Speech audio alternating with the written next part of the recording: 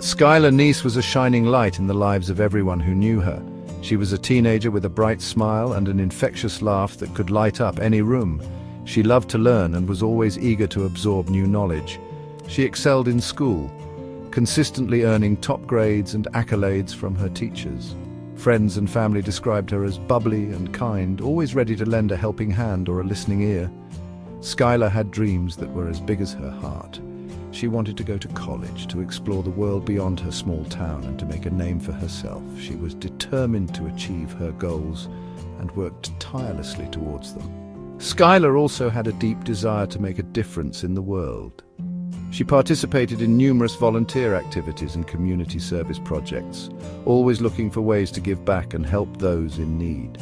She had her whole life ahead of her, filled with endless possibilities and opportunities. Skylar lived in a small town in West Virginia, where life was simple and the community was close-knit. She enjoyed spending time with her family, cherishing every moment they spent together. She also cherished her friends, who were like a second family to her. Skylar was living a normal teenage life, filled with laughter, dreams, and the typical ups and downs of adolescence. But beneath the surface of this seemingly idyllic life, no one could have predicted the darkness that was to come. No one could have imagined that her life, so full of promise and potential, would be cut tragically short, leaving a void that could never be filled. Skylar, like most teenagers, treasured her friendships. She was close to two girls in particular, Sheila Eddy and Rachel Schoaf. They were inseparable. They did everything together. They laughed together. They shared secrets. They were the best of friends. At least that's what it seemed like from the outside. Sheila was known for her outgoing personality. She was bold and often the center of attention. Rachel, on the other hand, was quieter and more introverted. She often followed Sheila's lead. Together, the three girls seemed to balance each other out. They were the epitome of teenage friendship. But beneath the surface, a darkness was brewing.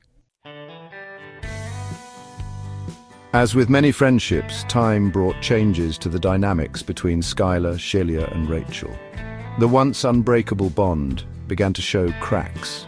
Jealousy crept in. Whispers and secrets replaced the open communication they once shared.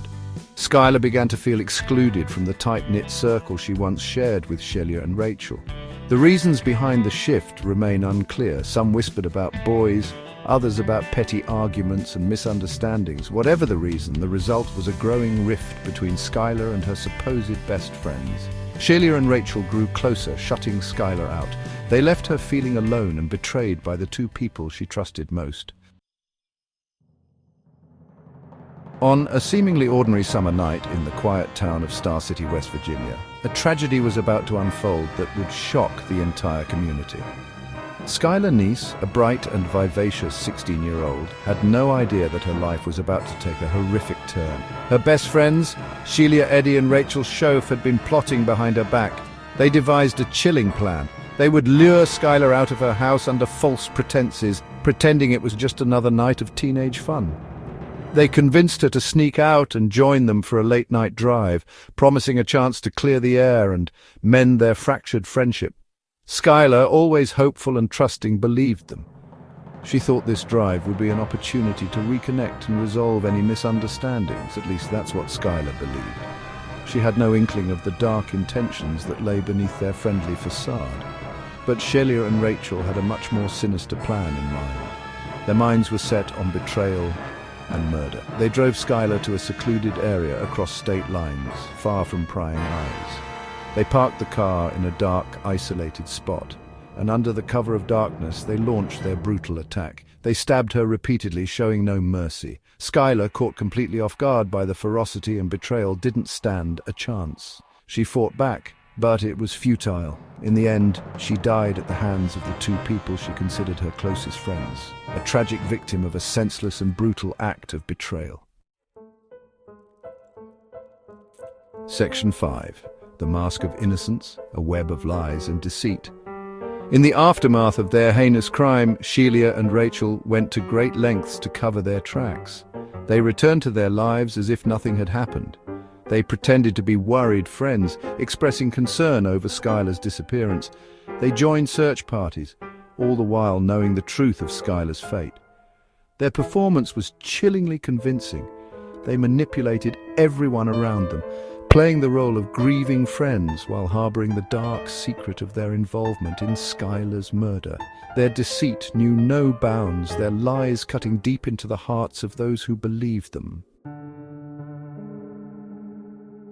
Section 6. Unraveling the truth, the investigation, and Rachel's confession. As time passed, suspicion began to fall on Sheila and Rachel. Their stories didn't add up. Their alibis crumbled under scrutiny. The police, sensing their involvement, increased the pressure. They conducted interrogations, meticulously piecing together the events leading up to Skylar's disappearance. Finally, Rachel cracked. Overwhelmed by guilt and fear, she confessed to her role in Skylar's murder. She led investigators to the secluded spot where they had left Skylar's body. The truth, buried for months, was finally brought to light. Section 7. Justice served, the trial and sentencing. The trial of Sheila Eddy and Rachel Shove sent shockwaves through the community.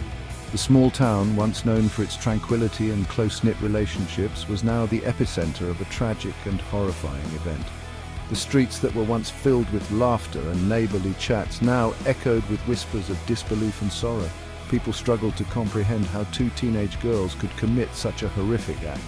Friends and families who knew Sheila and Rachel were left questioning everything they thought they knew about the girls.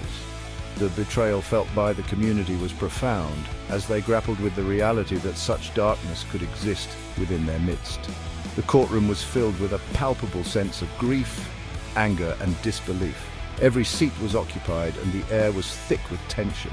The families of both the victim and the perpetrator sat on opposite sides, each group bearing their own unique burden of pain and confusion. During the trial, chilling details of the murder were revealed. The prosecution laid out a timeline of events, painting a picture of premeditation and cold-blooded execution. The defense, on the other hand, tried to humanize the girls, portraying them as troubled teens who made a grave mistake. Rachel, in her testimony, recounted the events of that night, describing how she and Sheila had planned and carried out Skylar's murder. Her voice trembled as she spoke, and the courtroom hung on her every word. She detailed the chilling conversations they had, the meticulous planning, and the ultimate betrayal of their friend. She spoke of the moment they stabbed Skylar and the chilling lack of remorse she felt at the time. Her words were haunting, painting a picture of a nightmarish scenario that no one in the courtroom could have ever imagined. The coldness in her recounting left many in the audience visibly shaken. "We just wanted to be done with it," she said, her words sending shivers down the spines of those present in the courtroom. The raw honesty in her statement was both shocking and revealing, offering a glimpse into the disturbed mindset that led to such a heinous act. In the end, both Sheila and Rachel were found guilty. The judge's gavel came down with a finality that echoed through the room, marking the end of a trial that had captivated and horrified the nation. The verdict brought a sense of closure, but also a deep, lingering sadness. Sheila, deemed the mastermind behind the murder, was sentenced to life in prison. Her cold demeanor throughout the trial had left little room for doubt about her role in the crime. The sentence was a reflection of the gravity of her actions and the impact they had on the community. Rachel, who had cooperated with authorities, received a lighter sentence. Her willingness to testify against Sheila and her apparent remorse played a significant role in the judge's decision. However, her sentence still reflected the severity of her involvement in the crime. But for Skylar's family, no punishment could ever be enough. The loss of their daughter was a wound that would never fully heal. They attended every day of the trial, seeking justice for Skylar, but knowing that no verdict could bring her back. Their daughter, their light, was gone, taken from them in the most brutal way imaginable. The community held vigils and memorials, trying to offer support and solace to the grieving family. Yet the shadow of the tragedy loomed large, a constant reminder of the fragility of life and the darkness that can lurk within. Section 8. A community scarred. The enduring impact of Skylar's murder. The murder of Skylar Neese shook the small town to its core. People were left reeling, questioning how such a horrific act could happen in their midst. The sense of safety and security was shattered, replaced by a pervasive sense of fear and distrust. Skylar's murder served as a stark reminder that evil can lurk in the shadows, even in the most unexpected places. It highlighted the dark side of teenage relationships, the jealousy and betrayal that can fester beneath the surface. The community, forever marked by the tragedy, struggled to come to terms with the loss of one of their own. Section 9, A Life Cut Short, A Memory Eternal. Skylar Neese's life was tragically cut short, but her memory lives on. She is remembered for her infectious laugh, her kind heart, and her bright spirit. Her story serves as a cautionary tale, a reminder of the importance of kindness, compassion, and the devastating consequences of jealousy and rage. Though the pain of her loss will never fully fade, Skylar's loved ones find solace in knowing that her memory will continue to inspire acts of kindness and compassion. Her story, though marked by tragedy, serves as a beacon of light, reminding us to cherish our loved ones and to never take a single moment for granted.